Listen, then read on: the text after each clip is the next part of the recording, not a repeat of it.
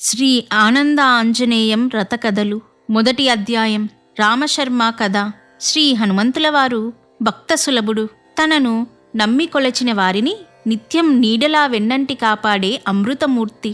ఆ స్వామిని తలుచుకుంటే మనస్సులో ఎటువంటి భయం ఉన్నా వెంటనే తొలగిపోతుంది. మనస్సు అనేక రకాల సమస్యలతో సతమతమవుతున్నప్పుడు శ్రీ హనుమంతుల వారిని ఒక్కసారి మనస్సులో స్మరిస్తే చాలు, వెంటనే మనస్సంతా ఎంతో తేలిక పడుతుంది. మహాబలవంతుడు, అహంకారరహితుడు, అనురాగశీలుడు అయిన ఆంజనేయుని నిరంతరం మనసులో నింపుకునే వారికి వారు తలపెట్టే అన్ని కార్యాలయందు జయం సిద్ధిస్తుంది. పూర్వకాలంలో వెంకటాపురం అనే గ్రామంలో రామశర్మ అనే బీద బ్రాహ్మణుడు నివసించేవాడు.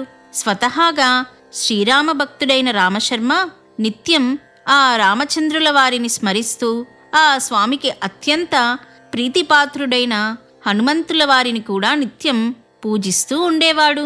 పూర్వజన్మ కర్మ ఫలితంగా ఎంతో బీదరికం అనుభవిస్తున్నప్పటికీ మంచి నడవడికను కలిగి తన తోటివారందరిలో భగవంతుడినే చూస్తుండేవాడు.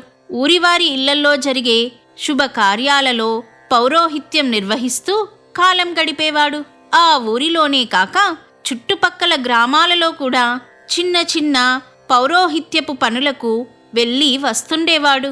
రోజులిలా గడుస్తుండగా ఒకనాడు రామశర్మకు పొరుగురైన సీతారామపురం నుంచి అక్కడి షావుకారింట్లో మరునాటి ఉదయం గృహప్రవేశం నిర్వహించడానికి రమ్మనమని కబురు వచ్చింది.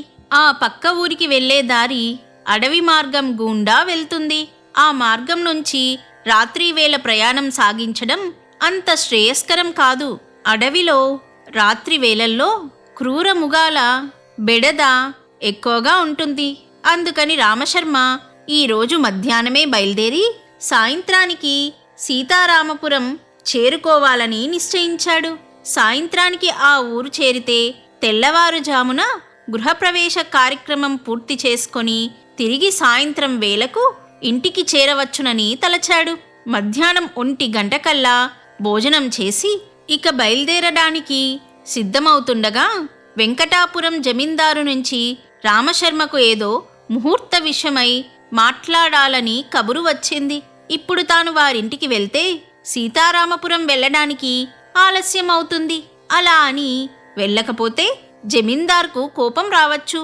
జమీందారు కోపానికి గురైతే ఈ ఊరిలో దొరుకుతున్న చిన్న చిన్న పౌరోహిత్యపు పనులు కూడా లభించడం గగనమవుతుంది. రామశర్మ ఇలా తలచి అన్నీ ఆ రామచంద్ర ప్రభువుపైనే భారం వేసి జమీందారుని కలవడానికి బయలుదేరాడు. తీరా ఇంటికి వెళ్ళేటప్పటికీ జమీందారు ఏదో తొందర పని మీద బయటకు వెళ్ళాడని, రామశర్మ వస్తే ఉండమని చెప్పారని పనివాళ్ళు చెప్పారు. ఈ మాటలు విన్న రామశర్మకు కంగారు ఎక్కువైంది. అసలు ఈ జమీందారు ఎప్పటికి వస్తాడో, తాను సీతారామపురం ఎప్పటికి చేరతానో అని బాధపడ్డాడు. సాయంత్రం 4 గంటల వేళ జమీందారు ఇంటికి చేరాడు. వచ్చిన తర్వాత ఇంటిలోనికి వెళ్ళి 1 గంటకు బయటకు వచ్చాడు. రామశర్మతో తన కుమార్తెకు వివాహం చెయ్యాలని తలచానని, ఒక్కసారి జాతక పరిశీలన చెయ్యవలసిందని అన్నాడు. అమ్మాయి జాతకాన్ని క్షుణ్ణంగా పరిశీలించిన రామశర్మ త్వరలోనే వివాహం అవుతుందని అన్నాడు. ఇదంతా అయ్యేటప్పటికీ సాయంత్రం అయింది.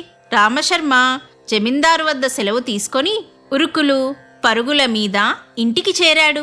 భార్య రామశర్మతో ఇంకా చీకటి వేళ అయ్యింది. ఇప్పుడు సీతారామపురం ఏమి వెళ్తారు అని అన్నది.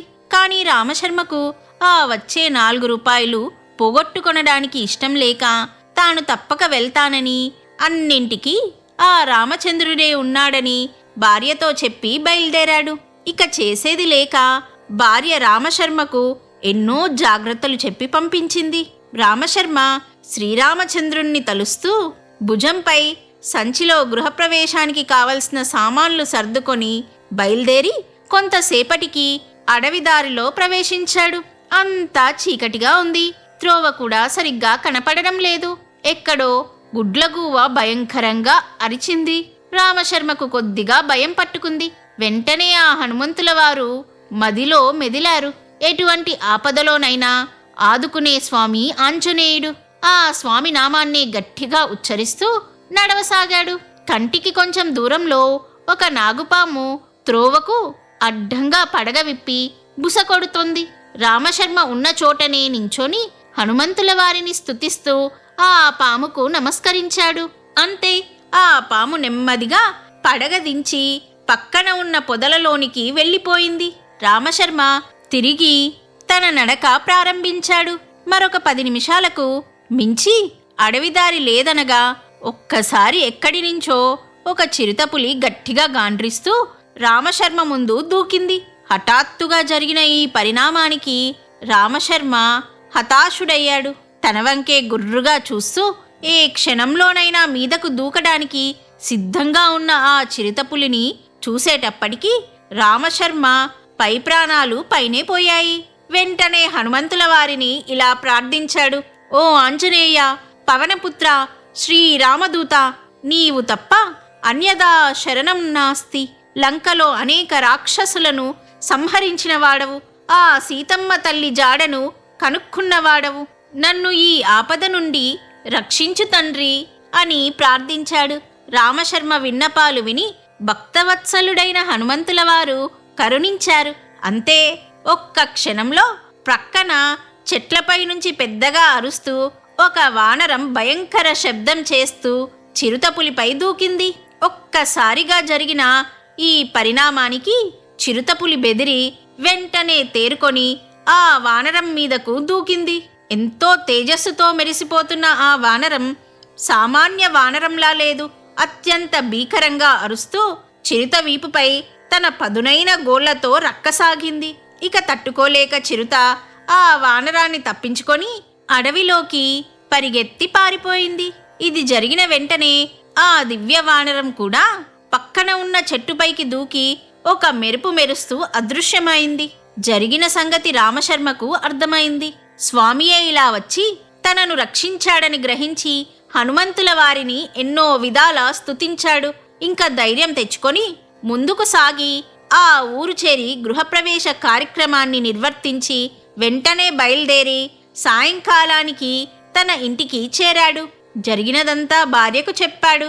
భార్యాభర్తలిద్దరూ హనుమంతుల వారిని ఎన్నో విధాల స్తుతించారు. శ్రీరామ భక్తుడైన ఆంజనేయుణ్ణి స్తుతించిన వారికి సర్వ సౌభాగ్యాలు కలుగుతాయి. ఎంతటి అనారోగ్యమైనా తొలగిపోతుంది. ఆ స్వామి అత్యంత బలసంపన్నుడు, భక్తవత్సలుడు. ఆ స్వామి పేరు ఒక్కసారి తలిస్తేనే ఎంతటి భూత పిశాచాలు కూడా దరిచేరవు. హనుమంతుల వారిని నిత్యం స్మరించే వారికి ఎటువంటి ఆపద కలుగదు. సర్వభీష్ట ప్రదాత అయిన శ్రీ ఆంజనేయుని కొలిచేవారికి అన్నింటా జయం కలుగుతుంది. 2వ అధ్యాయం విష్ణుభట్టు కథ. పూర్వకాలంలో కళింగ దేశంలో కృష్ణాపురం అనే చిన్న గ్రామం ఉండేది. ఆ గ్రామంలో విష్ణుభట్టు అనే బీద బ్రాహ్మణుడు నివసిస్తుండేవాడు. అతడు తనకు వచ్చిన చిన్నపాటి విద్యతో ఆ ఊరిలో పౌరోహిత్యం నిర్వహిస్తుండేవాడు. పుట్టుకతో అవిటివాడైన విష్ణుభట్టుకు ఆ వచ్చిన సొమ్ముతో ఇల్లు గడవడం కష్టతరంగా ఉండేది. తన బీదరికానికి ఎల్లప్పుడూ బాధపడుతుండేవాడు. తనను ఈ కష్టాల నుంచి బయటపడేయమని భగవంతుణ్ణి ప్రార్థిస్తూ ఉండేవాడు. ఆ ఊరిలో శ్రీ అభయ ఆంజనేయ స్వామివారి దేవాలయం ఉంది. ఆ దేవాలయం ఎంతో పురాతనమై అక్కడ స్వామి ఎంతో మహిమగలవానిగా ఇరుగు పొరుగు గ్రామాలలో ప్రసిద్ధి పొందాడు. ప్రతి సంవత్సరం ఆ దేవాలయంలో ఎన్నో ఉత్సవాలు జరిగేవి. ఉత్సవ సమయాలలో జనం తండోపతండాలుగా వచ్చేవారు. పొరుగు ఊళ్ళ నుంచి బళ్ళు కట్టుకొని పిల్లా పాపలతో కలిసి వచ్చేవారు. ఉత్సవం జరిగినన్ని రోజులు ఊరంతా పండగ వాతావరణం నెలకొనేది. శ్రీ ఆంజనేయ స్వామి వారి దేవాలయాన్ని రకరకాల పుష్పాలతో ఎంతో అద్భుతంగా అలంకరించేవారు. ప్రతి సంవత్సరం లాగానే ఆ ఏడు కూడా ఉత్సవాలు ఎంతో ఘనంగా జరుగుతున్నాయి. ప్రతిరోజు శ్రీ హనుమంతుల వారిని ఎన్నో ప్రత్యేక పూజలు నిర్వహిస్తున్నారు. సాయంత్రం వేళల్లో ఆలయ ప్రాంగణంలో భక్త బృందాలచే భజనలు జరుగుతున్నాయి. ప్రతిరోజు ఎంతో పేరున్న భాగవతార్లు రాత్రి 10 గంటలకు మొదలుపెట్టి తెల్లవారేదాకా హరికథలు చెబుతున్నారు. భక్తులందరూ స్వామివారి మహిమలు వింటూ ఎంతో ఆనందపడుతున్నారు. ఆ రోజు మంగళవారం. స్వామివారిని సింధూరంతో ఎంతో అద్భుతంగా అలంకరించారు. ఎంతో దివ్య తేజస్సుతో ప్రకాశిస్తున్న ఆ స్వామి రూపాన్ని దర్శించి భక్తులందరూ తన్మయులవుతున్నారు. హనుమంతుల వారికి భక్తులంటే ఎంతో వాత్సల్యం. ఎటువంటి కష్టాలలో ఉన్నా ఆ స్వామిని తలిస్తే ఆ కష్టం క్షణంలో తొలగిపోతుంది. తలపెట్టిన ఏ కార్యమైనా విజయవంతంగా జరగాలంటే హనుమంతుల వారిని ఆరాధిస్తే ఆ పని చక్కగా నిర్విఘ్నంగా జరుగుతుంది. ఎంతటి అనారోగ్యవంతులైనా ఆ స్వామిని నిత్యం ఆరాధిస్తే త్వరలోనే రోగ విముక్తులవుతారు. విష్ణుభట్టు కూడా రోజూ జరిగే ఈ కార్యక్రమాలలో పాల్గొంటున్నాడు. ఈ సంవత్సరమైనా తన కష్టాలు తొలగిపోతే బాగుండునని ఆ స్వామిని ప్రార్థించాడు. పుట్టుకతోనే ఉన్న అవిటితనంతో పాటు విష్ణుభట్టుకు ఈ మధ్యనే ఒక చర్మవ్యాధి కూడా పట్టుకొని ఎన్ని వైద్యాలు చేసినా ఏమాత్రం తగ్గటం లేదు. పూట గడవడం కష్టంగా ఉంటున్నది. ఎన్నో రకాల మూలిక వైద్యం చేయించుకున్నప్పటికీ ఏమాత్రం ఉపశమనం కలగడం లేదు. విష్ణుభట్టు ఇదంతా తన పూర్వజన్మ కర్మఫలంగా భావించాడు. ఒకరోజు సాయంత్రం ఆలయంలో అతడికి పొరుగురు నుంచి ఈ ఉత్సవాల నిమిత్తం వచ్చిన ఒక పండితుడు కనపడ్డాడు. విష్ణుభట్టు అతనికి నమస్కరించి తన కష్టాలను చెప్పుకున్నాడు. ఈ కష్టాల నుంచి బయటపడే ఉపాయం ఏదైనా చెప్పమని ప్రాధేయపడ్డాడు. అప్పుడు ఆ పండితుడు విష్ణుభట్టుతో ఇలా అన్నాడు: నాయనా, నీ బాధ నేను గ్రహించాను. ఎంతటి వారికైనా పూర్వజన్మ కర్మఫలం అనుభవింపక తప్పదు కదా. నీవు మునుపటి జన్మలో ఈ ఊరికి 40 మైళ్ళ దూరంలో గల అచ్యుతాపురంలోని ఆంజనేయ స్వామివారి దేవాలయంలో పూజారివి. అయితే ఆ జన్మలో ఎన్నో పాపకార్యాలు చేశావు. స్వామి ఆలయ పూజారిగా ఉంటూ ఏమాత్రం నియమనిష్టలు ఆచరించకుండా పరస్త్రీ వ్యామోహం, చోరతనం వంటి దురలవాట్లకు లోనయ్యావు. అలా చేసిన పాపకార్యాల ఫలంగా ఈ జన్మలో ఇన్ని కష్టాలు అనుభవిస్తున్నావు. వీటికి ఒకే ఒక పరిహారం ఉన్నది. వరుసగా 7 శనివారాలు ఉదయాన్నే శుచిగా స్నానం చేసి నియమనిష్టలతో పూర్తి ఉపవాసంతో ఉంటూ ఈ ఆలయాన్ని శుభ్రపరిచి రోజంతా ఆ స్వామినే తలుస్తూ ఆలయం శుభ్రంగా ఉండేలా చూడు. ఈ విధంగా 7 శనివారాలు ఆ స్వామి సేవ చేస్తే నీ పూర్వజన్మ పాపం తొలగిపోయి నీకు శుభం కలుగుతుంది అని చెప్పాడు. విష్ణుభట్టు ఆ పండితునికి నమస్కరించి తప్పక ఆ విధంగానే చేస్తానని అన్నాడు. విష్ణుభట్టు ఆ పండితుడు చెప్పినట్లు చేయడానికి నిశ్చయించుకొని ఆ వారంలో వచ్చిన శనివారంతోనే మొదలుపెట్టాడు. ఉదయాన్నే స్నానం చేసి హనుమంతుల వారి ఆలయానికి వెళ్ళి అక్కడ చీపురు తీసుకొని ఆలయమంతా శుభ్రం చేశాడు. అవటితనం వల్ల శరీరం కొంచెం శ్రమగా అనిపించింది. అయినా పట్టుదలగా రాత్రి దాకా ఆలయంలోనే ఉండి రాత్రి స్వామివారి ప్రసాదం తీసుకొని ఇంటికి వెళ్ళాడు. ఇలా 6 వారాల పాటు నియమనిష్టలతో ఆ పండితుడు చెప్పినట్లే స్వామి సేవ చేశాడు. ఇలా 6 వారాలు గడిచాయి. 7వ శనివారం వచ్చింది. ఉదయాన్నే స్నానం చేసి శుభ్రమైన దోవతి కట్టుకొని ఆలయానికి వచ్చాడు. అంతకుముందు రాత్రి పెద్ద గాలివాన రావడంతో ఆలయమంతా రాలిన చెట్ల ఆకులతో ఎంతో దుమ్ముతో నిండి ఉంది. ఆలయమంతా శుభ్రం చేసేటప్పటికి మధ్యాహ్నం 2 గంటలయ్యింది.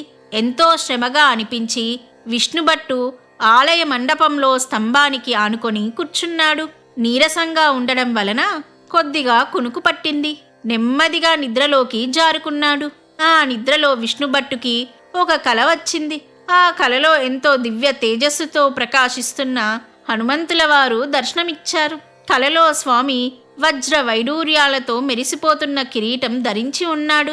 మెడలో ఎంతో ప్రకాశిస్తున్న కంఠాభరణం, అద్భుతమైన పూలమాల, చెవులకు దివ్యమైన సువర్ణ కర్ణాభరణాలు, చేతులకు కాళ్లకు బంగారు కడియాలు.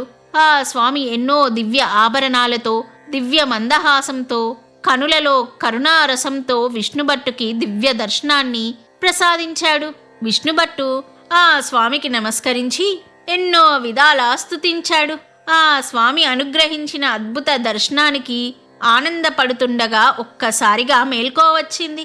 కన్నులు తెరచి కలలో అంతటి దివ్య దర్శనం జరిగినందుకు సంతోషపడుతుండగా ఎక్కడి నుంచి వచ్చిందో ఒక వానరం పక్కన ఉన్న చెట్టుపై నుంచి కిందకు దూకి విష్ణుభట్టు వద్దకు వడివడిగా వచ్చి తన చేతితో విష్ణుభట్టు వీపుపై ఒక్కసారిగా చరిచి అదే వేగంతో వెనుకకు పరిగెత్తి చెట్టు మీదకు దూకి క్షణంలో మాయమైంది. ఒక్కసారిగా జరిగిన ఈ పరిణామానికి విష్ణుభట్టు నివ్వెరపోయాడు. ఒళ్ళంతా జలధరించింది.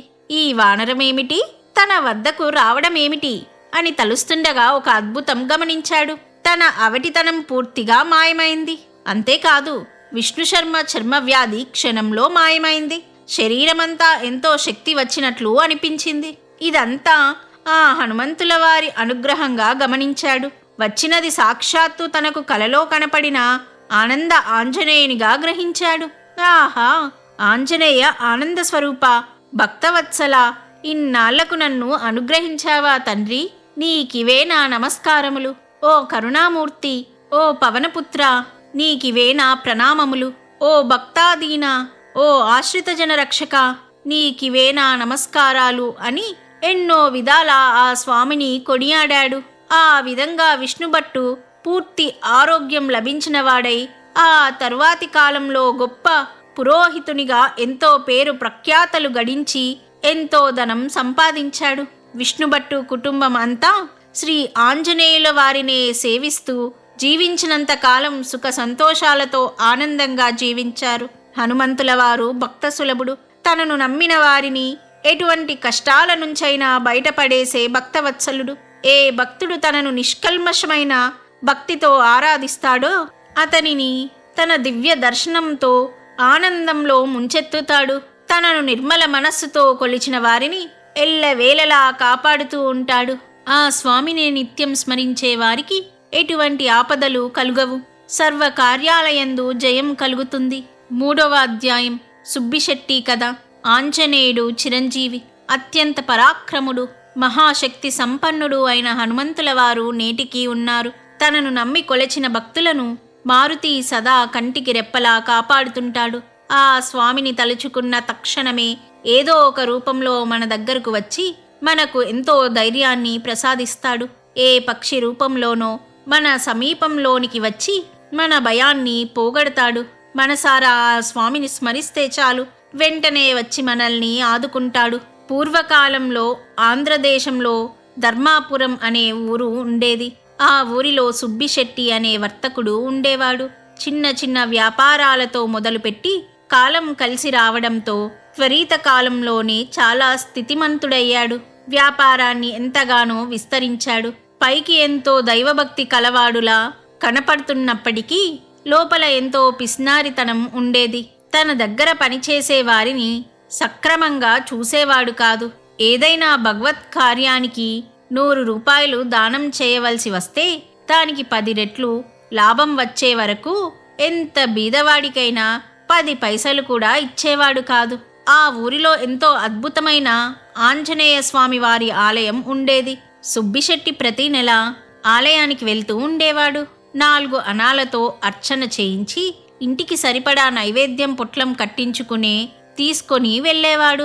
ఆ రోజు శనివారం హనుమంతుల వారికి దివ్యంగా నిత్య పూజలు జరుగుతున్నాయి. ఎందరో భక్తులు వచ్చి స్వామివారిని దర్శించుకొని వెళ్తున్నారు. ఇంతలో సుబ్బిశెట్టి కూడా వచ్చాడు. ప్రతిసారి లాగానే 4 అనాలు ఇచ్చి అర్చకుణ్ణి గట్టిగా అడిగి పెద్ద పొట్లం నిండా ప్రసాదం తీసుకొని తన ఎడ్లబండినెక్కి ఇంటిదారి పట్టాడు. కొంత దూరం వెళ్ళేటప్పటికీ ఆ ఊరి జమీందారు బండి ఎదురు వచ్చింది. సుబ్బిశెట్టి వెంటనే బండి దిగి జమీందారుకు నమస్కరించి కుశల ప్రశ్నలు వేశాడు. అప్పుడు జమీందారు సుబ్బిశెట్టితో తనకు ఇక్కడి నుంచి 40 మైళ్ళ దూరంలో ఉన్న రామాపురం షావుకారు నుంచి కబురు వచ్చిందని, వారం రోజులలో 100 షేర్లు కందిపప్పు కావాలని చెప్పాడని, అది సుబ్బిశెట్టి సమకూర్చగలడేమో అడుగుదామని తానే వద్దామనుకున్నానని జమీందారు అన్నాడు. ఈ మాట విన్న సుబ్బిశెట్టి నోట మాట రాలేదు. ఆనందంతో పొంగిపోయాడు. 100 షేర్లు అంటే ఎంత లాభం, ఎంత మంచి బేరం దొరికింది అని తలచి తప్పక తాను వారంలోనే ఆ ఊరికి పంపిస్తానని జమీందారుకు చెప్పాడు. జమీందారు తిరిగి బండి ఎక్కి తన దారిన తాను వెళ్ళాడు. సుబ్బిశెట్టి కూడా తన బండి ఎక్కి ఇంటి ముఖం పట్టాడు. బండిలో కూర్చున్న సుబ్బిశెట్టి ఆనందం పట్టలేకుండా ఉన్నాడు. 100 షేర్లు కందిపప్పు అంటే సామాన్యమా? ఎంత లాభం సంపాదించవచ్చు అని తలుస్తూ సంతోషపడ్డాడు. ఇంతలో తన ఇల్లు వచ్చింది. బ్రహ్మాండమైన బేరం వచ్చిందన్న సంతోషంతో హనుమంతుల వారి ప్రసాదం సంగతి మరచిపోయాడు. ఇంట్లోకి వెళ్ళగానే ఎంతో హడావుడి చేస్తూ భార్యతో ఈ కందిపప్పు గురించి చెప్పాడు. భోజనం చేసి పడుకున్నాడే కాని ధ్యాసంతా కందిపప్పు మీదే. ఎంత లాభం వేసుకొని అమ్మాలి? కొంచెం తక్కువ రకం పప్పు పంపిస్తే మరింత లాభం సంపాదించవచ్చు కదా అని ఇలా ఆలోచిస్తూ నిద్రపోయాడు. ప్రసాదం సంగతి అతనికి గుర్తు రాలేదు. ఇంతలో తెల్లవారింది. ఉదయం స్నానం చేసి రాగానే సుబ్బిశెట్టికి ఎదురుగా గోడపై ఉన్న హనుమంతుల వారి పటం కనపడింది. ఒక్కసారిగా సుబ్బిశెట్టికి స్వామి ప్రసాదం గుర్తుకు వచ్చింది. ఇంటి బయటకు వచ్చి బండి వద్దకు వెళ్ళి లోపలికి చూశాడు. ప్రసాదం అంతా చీమలు తినేశాయి. కొంచెం కూడా మిగలలేదు. అయ్యో అనుకొని ఇంట్లోకి వెళ్ళాడు. శ్రీ స్వామివారి ప్రసాదాన్ని నిర్లక్ష్యం చేసినందుకు స్వామికి ఆగ్రహం కలిగింది. ఎటువంటి పరిస్థితులలోనూ ఏ దేవతా ప్రసాదాలను ఎవ్వరూ నిర్లక్ష్యం చేయకూడదు. దేవతలకు నివేదించిన ప్రసాదానికి అత్యద్భుతమైన శక్తి ఉంటుంది. ఆ ప్రసాదాన్ని స్వీకరిస్తే మనకు ఎంతో ఆరోగ్యం కలుగుతుంది. ఎటువంటి రోగమైనా క్షణంలో నయమవుతుంది. హనుమంతుల వారి ప్రసాదాన్ని నిర్లక్ష్యం చేయడంతో స్వామికి సుబ్బిశెట్టిపై ఆగ్రహం కలిగింది. ధనంపై ఉన్న మమకారంతో ప్రసాదాన్ని కూడా నిర్లక్ష్యం చేశాడని స్వామివారికి కోపం కలిగింది. అంతటి పాపం చేసిన సుబ్బిశెట్టికి ఎలాగైనా బుద్ధి చెప్పాలనుకున్నాడు. ఆ తరువాత 4 రోజులకి సుబ్బిశెట్టి 100 షేర్లు కందిపప్పు మూటను ఇచ్చి గుమస్తాలతో బండికెక్కించి రామాపురం పంపాడు. ఆ బండి ఊరు దాటి కొంత దూరం వెళ్ళగానే ఎక్కడి నుండి వచ్చిందో కాని ఒక పెద్ద వానరదండు వచ్చి ఆ బండిపై దూకింది. బండివాడు భయపడి ఒక్కసారి బండి దిగి పరిగెత్తాడు. ఆ కోతులు గుమస్తాపై కూడా దూకడంతో అతడు కూడా దిగి దూరంగా పరిగెత్తాడు. కోతులన్నీ కందిపప్పు బస్తాను చింపి నేలపై పడేసి చిందరవందర చేసి కందిపప్పునంతా గుప్పిళ్లలో తీసుకొని ఇష్టం వచ్చినట్టు అటూ ఇటూ పొదల్లోకి విసిరేశాయి.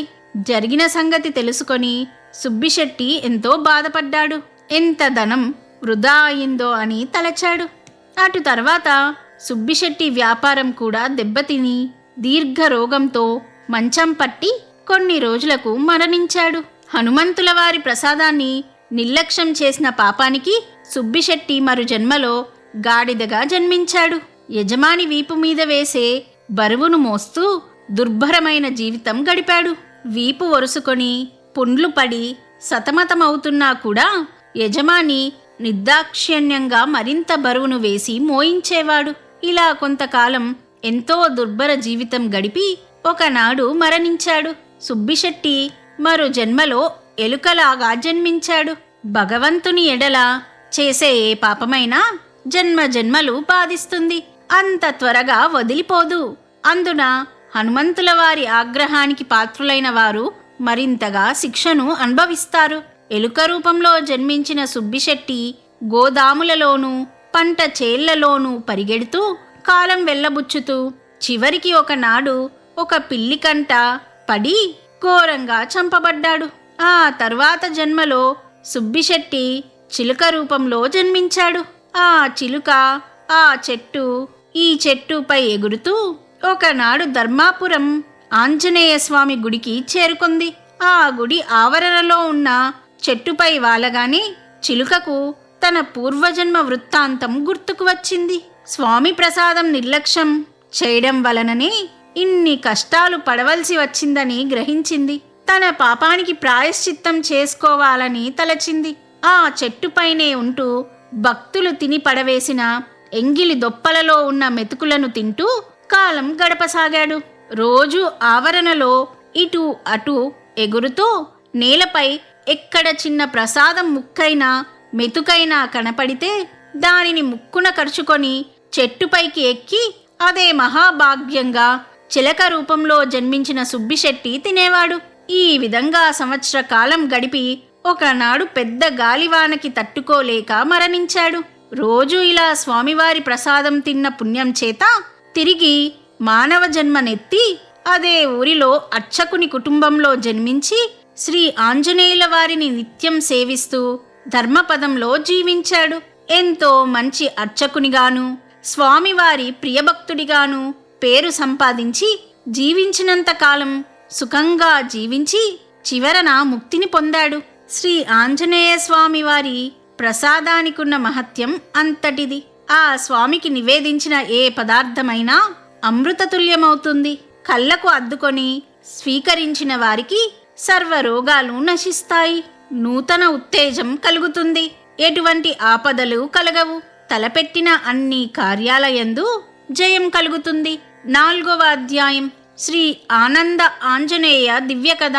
పూర్వకాలంలో కళింగా దేశంలోని రామాపురంలో ఎంతో అద్భుతమైన రామాలయం ఉండేది.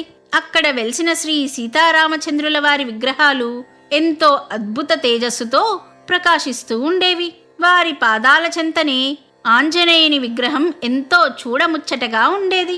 ప్రతి ఏటా జరిగే శ్రీరామనవమి ఉత్సవాలలో స్వామివారి మూలామూర్తులను ఎంతో అద్భుతంగా అలంకరించేవారు. ప్రతిరోజు హరికథా కాలక్షేపాలు జరిగేవి.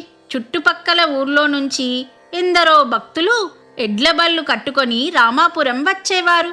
ఆ 10 రోజులు ఊరంతా ఎంతో కోలాహలంగా ఉండేది. ఊరివారి అందరి ఇల్లు దూర గ్రామాల నుంచి వచ్చిన బంధువులతో కలకలలాడుతూ ఉండేది. ప్రతి సంవత్సరం లాగానే ఆ ఏడు కూడా శ్రీరామనవమి ఉత్సవాలు ఎంతో అద్భుతంగా మొదలైనాయి. ఒకనాడు సాయంత్రం ఆలయ ఆవరణలో ఉన్న మండపంలో పక్కన ఊరు నుంచి వచ్చిన విష్ణు శర్మ అనే పండితుడు రామాయణ కథను వివరిస్తూ మధ్యలో శ్రీ ఆంజనేయుల వారి గురించి ఇలా చెబుతున్నాడు. నాయనలారా, శ్రీ ఆంజనేయ స్వామివారు మహాశక్తి సంపన్నుడు, మహాధైర్యశాలి, సకల విద్యాపారంగతుడు. ఆ స్వామికి తెలియని విద్య లేదు. తెలియడమే కాదు, ఆ స్వామి అన్ని విద్యలలోనూ తిరుగులేని ప్రావీణ్యం కలవాడు. గొప్ప వ్యాకరణ పండితుడు. 100 యోజనాల సముద్రాన్ని అవలీలగా దాటిన మహాబలశాలి హనుమంతుడు. ఆ స్వామి చిరంజీవి అయి నేటికి మన మధ్య ఉన్నాడు. ఆ స్వామిని నమ్మి కొలిచిన వారికి ఎటువంటి ఆపదలు దరిచేరవు. ఎటువంటి అనారోగ్యమైనా శీఘ్రంగా తొలగిపోతుంది. స్వామివారి జన్మ నక్షత్రం కొన్ని గ్రంథాలలో పూర్వభాద్రగాను, మరికొన్ని గ్రంథాలలో స్వాతిగాను చెప్పబడినవి. ఆ స్వామికి అరటి పండ్లు, మామిడి పండ్లు ఎంతో ప్రీతికరమైనవి. ఆ పండ్లను స్వామివారికి నివేదిస్తే స్వామి ఎంతో సంతోషిస్తాడు. హనుమంతుల వారికి సింధూరం ఎంతో ప్రీతికరమైనది. శ్రీ స్వామివారికి మంగళ శనివారాలు ఎంతో ప్రీతికరమైనవి. ఈ వారాలలో హనుమంతుల వారి ఆరాధన ఎంతో శ్రేయస్కరం అని విష్ణు శర్మ శ్రీ హనుమంతుల వారి వైభవాన్ని ఎంతో చక్కగా వివరించాడు. విష్ణు శర్మ మారుతి విశేష మహిమలను ఇంకా ఇలా చెప్పసాగాడు. హనుమంతుల వారికి తన భక్తులంటే ఎంతో అనురాగం. అంతేకాదు, తన స్వామి శ్రీరామచంద్రుల వారి భక్తులంటే కూడా ఎంతో ప్రేమ. హనుమంతుల వారిని నిత్యం స్మరిస్తే ఎటువంటి భయాలు కలుగవు. చక్కటి ఆరోగ్యంతో, మనస్సులో మంచి ఆలోచనలతో ఎల్లప్పుడూ ఎంతో ఉత్సాహంగా ఉంటారు. ఆ స్వామిని నిత్యం స్మరించే వారికి వారు తలపెట్టే కార్యాలు అన్నింటిలోనూ జయం కలుగుతుంది. హనుమంతుల వారి ఆలయం ఉన్న గ్రామానికి ఎటువంటి అరిష్టాలు కలగవు. ఆ ఊరి ప్రజలందరూ ఎల్లప్పుడూ సుఖ సంతోషాలతో జీవిస్తారు. శ్రీ ఆంజనేయుల వారి ఆలయం ఉన్న గ్రామం దరిదాపులకు కూడా ఏ దుష్టశక్తులు ప్రవేశింపలేవు. ఆ గ్రామ రైతుల పొలాలు సస్య శ్యామలంగా ఉంటాయి. సమయానికి వానలు కురుస్తాయి. అంతేకాదు, ఆ స్వామి ఆలయం ఉన్న గ్రామాలకు అగ్ని భయం ఉండదు. ఎటువంటి అగ్ని ప్రమాదాలు జరగవు. ఆ స్వామి మహిమ వలన ఆ ఊరి ప్రజలతో పాటు చుట్టుపక్కల గ్రామాల అందరూ ప్రజలు కూడా శుభప్రదంగా జీవిస్తారు అని అన్నారు. అప్పుడు అక్కడ ఉన్న భక్తులలో ఒకరు విష్ణు శర్మను ఇలా అడిగారు. స్వామి, హనుమంతుల వారి వైభవం ఎంతో చక్కగా వివరించారు. మా ఊరిలో ఇప్పటిదాకా హనుమంతుల వారికి ప్రత్యేక ఆలయం లేదు. వెంటనే మేమందరం కలిసి స్వామికి తప్పక అద్భుతమైన ఆలయాన్ని నిర్మిస్తాం అని అన్నాడు. ఇది విన్న విష్ణుశర్మ భక్తులతో ఇలా అన్నాడు: నాయనలారా, ఈ భక్తుని ఆలోచన చాలా గొప్పది. సంకల్పం గట్టిగా ఉంటే స్వామి మనలను తప్పక కరుణిస్తాడు. త్వరలోనే ఇక్కడ మనం చక్కటి హనుమంతుల వారి ఆలయం నిర్మించుకోగలుగుతాం. హనుమంతుల వారు ఆనంద స్వరూపుడు. ఆ స్వామి దర్శనంతో మనకు అద్భుత ఆనందం లభిస్తుంది. మనలో ఉన్న భయాందోళనలు కూడా తొలగిపోతాయి అని చెబుతుండగా ఒక్కసారిగా ఆకాశంలో కారుమబ్బులు కమ్ముకున్నాయి. ఇలా ఒక్క క్షణంలో దట్టమైన మబ్బులు ఎలా కలిగాయా అని భక్తులందరూ ఆశ్చర్యపడి ఆకాశం వైపు చూశారు. అప్పుడు ఆకాశంలో వారికి ఒక అద్భుత దృశ్యం కనిపించింది. మబ్బులతో పాటే ఎంతో శక్తివంతమైన మెరుపులు కూడా రాసాగాయి. ఆ మెరుపులు ఎంతో ప్రకాశవంతంగా కనిపిస్తున్నాయి. ఇంతలో ఒకసారిగా ఆ మబ్బులన్నీ అటు ఇటు కదులుతూ దగ్గరగా చేరి ఒక్కసారిగా హనుమంతుల వారి రూపంలో దర్శనమిచ్చాయి. ఆకాశంలో అద్భుతమైన మెరుపులతో ఆ స్వామి దివ్యరూప దర్శనం కలిగింది. శ్రీ ఆంజనేయుల వారి దివ్య దర్శన భాగ్యంతో భక్తులందరి తనువులు పులకరించాయి. అందరూ ఒకేసారి చేతులెత్తి నమస్కరించి, ఓ ఆంజనేయ, వాయుపుత్ర, మహాబలశాలి అంటూ ఎన్నో విధాల స్తుతింపసాగారు. క్రమంగా ఆ రూపం మరింత పెద్దదై ఇంకా ప్రకాశవంతంగా కనపడసాగింది. ఆ స్వరూపం చుట్టూ ఉన్న అద్భుత కాంతి వలన శ్రీ ఆంజనేయుల వారు చక్కగా దర్శనమియ్యసాగారు.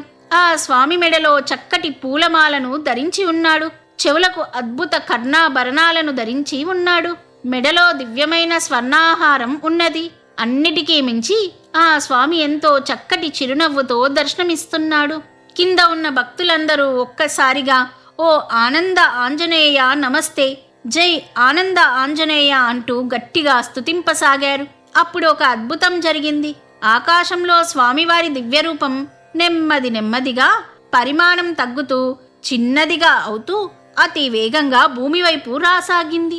అలా వచ్చి చిన్న శిలా ప్రతిమ రూపంలో ఈ ఆలయ ప్రాంగణంలో నిల్చున్న భంగిమలో ప్రత్యక్షమైంది. ఈ అద్భుత సంఘటన చూసిన భక్తుల ఆనందానికి అంతులేదు. స్వామి ఎంతో దివ్యంగా ప్రకాశిస్తూ చక్కటి చిరుదివ్య మందహాసంతో దర్శనమిస్తున్నారు.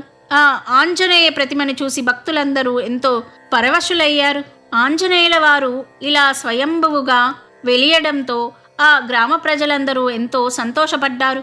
అదంతా తమ పూర్వజన్మ పుణ్యఫలం అని తలచారు. అందరూ కలిసి తలొక పనికి పూనుకొని శ్రీ స్వామివారికి ఎంతో అద్భుతమైన ఆలయాన్ని నిర్మించారు. ఆ స్వామి ఆనంద ఆంజనేయుడిగా ప్రసిద్ధమై తనను నమ్మి కొలిచిన వారికి ఏ ఆపదలు కలగకుండా కాపాడసాగాడు. కొంతకాలానికి ఆలయం ఎంతో వృద్ధి చెంది అక్కడ కొలువై ఉన్న ఆనంద ఆంజనేయ స్వామి భక్తుల కోరిన కోర్కెలు తీర్చే కల్పవృక్షంగా ప్రసిద్ధి చెందాడు. ఓ ఆనంద ఆంజనేయ, మీకివే మా నమస్కారములు. ఓ మహాబలశాలి, నీకివే మా ప్రణామములు. ఓ భక్తవత్సల, నీకివే మా నమస్కారములు. 5వ అధ్యాయం కేశవపురం హనుమంతుల వారి దివ్యకథ. పూర్వకాలంలో శ్రీ శైలక్షేత్రానికి దగ్గరలో కేశవపురం అనే గ్రామం ఉండేది. ఆ గ్రామ ప్రజలు ఎప్పుడూ సుఖ సంతోషాలతో జీవించేవారు. అందరూ కలిసిమెలిసి ఉండేవారు. అన్ని వృత్తుల వారికి చేతి నిండా పని ఉండి వారి వారి సంసారాలు శుభప్రదంగా గడుస్తూ ఉండేవి. ఆ ఊరిలో ఎంతో అద్భుతంగా ఆంజనేయ స్వామి వారి దేవాలయం ఉంది. ఆ స్వామి ఎంతో మహామహిమాన్వితుడిగా చుట్టుపక్కల గ్రామాలలో ప్రసిద్ధి పొందాడు. ఎందరో భక్తులు నిత్యం ఆ స్వామిని దర్శిస్తూ తమ తమ కోర్కెలు తీర్చమని వేడుకునేవారు. అలా కోరిన కోర్కెలు అనతి కాలంలోనే నెరవేరాక తిరిగి కుటుంబ సమేతంగా వచ్చి స్వామిని దర్శించుకునేవారు. ఆ స్వామిని నమ్మి సేవిస్తే ఎటువంటి సమస్యలైనా తేలికగా పరిష్కారమవుతాయని భక్తులు భావించేవారు. రోజులిలా గడుస్తుండగా ఒక సంవత్సరం తీవ్ర దుర్భిక్షం వచ్చింది. వర్షాలు పడక పంటలు సరిగ్గా పండలేదు. ప్రజలు ఎంతో ఇబ్బంది పడసాగారు. సంసారం గడవడం ఎంతో కష్టంగా ఉన్నది. ఇలా ఉండగా ఒకనాడు ఆ ఊరికి కాశీ నుంచి ఒక మహాపండితుడు దక్షిణ దేశ యాత్ర చేస్తూ వచ్చాడు. ఊరి ప్రజలందరూ ఆ పండితునికి నమస్కరించి కరువు కాటకాల నుండి బయటపడే ఉపాయం చెప్పమని వేడుకున్నారు. అప్పుడు ఆ పండితుడు కన్నులు మూసుకొని ధ్యానించి ఏదో స్ఫురించిన వాడై వారితో ఇలా అన్నాడు: నాయనలారా, మీ అందరి కష్టం నేను గమనించాను. చక్కటి వానలు కురిసి మీరందరూ శుభప్రదంగా ఉండే మార్గం ఒకటి ఉంది. అది చెప్తాను, వినండి. మీ ఊరిలో ఉన్న హనుమంతుని దేవాలయంలో వచ్చే పౌర్ణమి నాటితో పూర్తయ్యేలాగా 3 రోజుల ముందు నుంచి స్వామికి ఉత్సవాలు నిర్వహించండి. ఆ స్వామిని రోజు అష్టోత్తరాలతో పూజించండి. పౌర్ణమి నాడు పెద్ద ఎత్తున ఉత్సవం జరపండి. హనుమంతుల వారు కరుణా సముద్రులు. ఆ స్వామి అనుగ్రహం మీ అందరిపై తప్పక కలిగి మీరందరూ సుఖ సంతోషాలతో జీవిస్తారు అని అన్నాడు. ఇది విన్న గ్రామ ప్రజలందరూ ఎంతో సంతోషించి వారిలో ఒకరితో ఒకరు మాట్లాడుకొని ఆ పండితునితో ఇలా అన్నారు: స్వామి, తమరు మహాపండితులు, తేజస్సులో ఆ కాశీ విశ్వనాథుని వలె ఉన్నారు. మా యందు దయ ఉంచి మా గ్రామం నందే కొన్ని రోజులు ఉండి ఆ ఉత్సవాలను తమ దివ్య హస్తాల మీదుగా జరిపింపవలసిందిగా మా ప్రార్థన అని వేడుకున్నారు. అందుకు ఆ మహాపండితుడు అలాగేనని అన్నాడు. అటు తర్వాత 4 రోజులకు త్రయోదశి వచ్చింది. ఈ 4 రోజులు ఆ పండితుడు స్వామివారి దేవాలయంలోని విడిది చేశాడు. ప్రతిరోజు సాయంత్రం శ్రీ హనుమంతుల వారి వైభవాన్ని ఎంతో చక్కగా వివరించేవాడు. ఆ విశేషాలన్నీ వింటూ భక్తులందరూ ఎంతో ఆనందించేవారు. త్రయోదశి నాడు ఉదయమే ఉత్సవాలు ఎంతో ఘనంగా ప్రారంభమైనాయి. దేవాలయాన్ని అరటి స్తంభాలతోనూ అనేక రకాల పుష్పాలతోనూ ఎంతో శోభాయమానంగా అలంకరించారు. ఎటు చూసినా రంగురంగుల పూలతో ఆలయ పరిసరాలన్నీ భక్తులకు ఎంతో ఆనందాన్ని కలుగచేస్తున్నాయి. ఊరి ప్రజలందరూ ఉదయమే లేచి శుచిగా స్నానం చేసి ఆలయానికి వచ్చారు. ఆలయ అర్చకులతో పాటు కాశీ నుంచి వచ్చిన ఆ పండితుడు ప్రత్యేక పూజలు మొదలు పెట్టడానికి సిద్ధమవుతున్నాడు. వచ్చిన భక్తులందరూ జరగబోయే పూజలను భక్తి శ్రద్ధలతో దర్శించడానికి సిద్ధంగా ఉన్నారు. ఇలా ఉండగా ఒక్కసారిగా ఆకాశంలో పెద్ద ఎత్తున గాలి దుమారం లేచింది. ఆ గాలి తీవ్రత ఎంత ప్రచండంగా ఉన్నదంటే ఆ దాటికి ఆలయానికి కట్టిన అరటి స్తంభాలు ఊగిపోతున్నాయి. అంతేకాదు, మరొక అరగంట కాలం ఈ గాలి ఇలాగే ఉంటే ఊరి ప్రజలందరి ఇళ్ల కప్పులు ఎగిరిపోవడం ఖాయం. ఇంత ప్రచండ వేగంతో వీస్తున్న గాలిని గమనించి భక్తులందరూ ఎంతో భయపడ్డారు. ఏం చేయాలో ఎవ్వరికీ పాలుపోలేదు. అందరూ కలిసి ఆ కాశీ పండితుణ్ణే వేడుకున్నారు. అప్పుడు ఆ పండితుడు వారితో ఇలా అన్నాడు: నాయనలారా, ఏమాత్రం భయపడవద్దు. మనం కొలిచే హనుమంతుల వారు వాయుపుత్రుడే కదా. మీరందరూ ఆ స్వామిని ప్రార్థించండి. అక్కడితో వాయుదేవుడు శాంతిస్తాడు అని అన్నాడు. ఇది విన్న భక్తులందరూ ఆంజనేయుల వారిని పరిపరి విధాలా ప్రార్థింపసాగారు. కొందరు ఆ స్వామి గుణగణాలను స్తోత్రాలతో స్తుతింపసాగారు. మరికొందరు భజనలు చేయసాగారు. మరికొందరు భక్తులు ఆ స్వామి మహిమలను గానం చేస్తూ నృత్యం చేయసాగారు. కొద్దిసేపటికి స్వామి అనుగ్రహంతో ఆ గాలివాన పూర్తిగా తగ్గింది. ఆ స్వామి తమను అనుగ్రహించినందుకు వారందరూ ఎంతో సంతోషించారు. ఆ స్వామిని ఎన్నో విధాలా స్తుతించారు. అప్పుడు ఒక అద్భుతం జరిగింది. స్వామి ఆలయం ఉన్న ప్రదేశమంతా దివ్యంగా మెరుస్తూ ఒక్కసారిగా అక్కడ హనుమంతుల వారి దివ్యరూపం తాటి చెట్టు ప్రమాణంతో సాక్షాత్కరించింది. ఆ అద్భుత దర్శనానికి భక్తులందరూ ఎంతో సంతోషపడ్డారు. స్వామి ఆ విధంగా ఒక్క నిమిషం కాలం పాటు అద్భుత దర్శనాన్ని అనుగ్రహించి అదృశ్యమయ్యాడు. స్వామి దర్శన భాగ్యంతో భక్తులందరిలో ఉత్సాహం మరింత పెరిగింది. రెట్టించిన ఆనందంతో భక్తులందరూ ఆ 3 రోజులు ఎంతో భక్తి శ్రద్ధలతో ఉత్సవాన్ని నిర్వహించారు. ఊరంతా పండగ వాతావరణం నెలకొన్నది. పౌర్ణమి నాడు సాయంత్రం చక్కటి వాన కురిసింది. ప్రజలందరూ ఎంతో సంతోషపడ్డారు. ఇంత చక్కటి ఉత్సవాన్ని నిర్వహించడానికి ఎంతో సహాయం చేసిన ఆ కాశీ పండితుణ్ణి ఎన్నో విధాలా కొనియాడారు. మరునాడు ఆ కాశీ పండితుడు ఊరివారి అందరి దగ్గర సెలవు తీసుకొని తన దేశ పర్యటన కొనసాగించడానికై తిరిగి బయలుదేరి వెళ్ళాడు. ఆ ఊరి ప్రజలు ఆ పండితుని బృందానికి ఊరి పొలిమేర దాకా వెళ్ళి వీడ్కోలు పలికారు. కాశీ నుంచి వచ్చిన ఆ పండితుని శివాంశ సంభూతుడైన శ్రీ ఆంజనేయుల వారే తమను అనుగ్రహించడానికి పంపించాడని భావించారు. అటు తర్వాత కొద్ది రోజులకే వర్షాలు పడి పొలాలన్నీ మంచి పంటనిచ్చాయి. ప్రజలందరూ సుఖ సంతోషాలతో వర్ధిల్లారు. అప్పటి నుంచి ప్రతి సంవత్సరంలో కార్తీక మాసంలో ఈ 3 రోజులు ఎంతో అద్భుతంగా ఆంజనేయ స్వామి వారికి ఉత్సవాలు నిర్వహించేవారు. ఆ స్వామి అనుగ్రహంతో ఆ ఊరి ప్రజలందరూ కలకాలం సుఖంగా జీవించారు. ఆ ఊరి ప్రజలకే కాక ఆ చుట్టుపక్కల గ్రామాల ప్రజలు కూడా ఇక్కడ కొలువున్న హనుమంతుల వారిని సేవిస్తూ కలకాలం సుఖంగా జీవించారు. అతులిత బలధామం స్వర్ణ శైలాభదేహం ధనుజవన కృషానుం జ్ఞానినామగ్రగణ్యం సకలగుణ నిదానం వానరానామదీశం రఘుపతి ప్రియభక్తం వాతజాతం నమామి.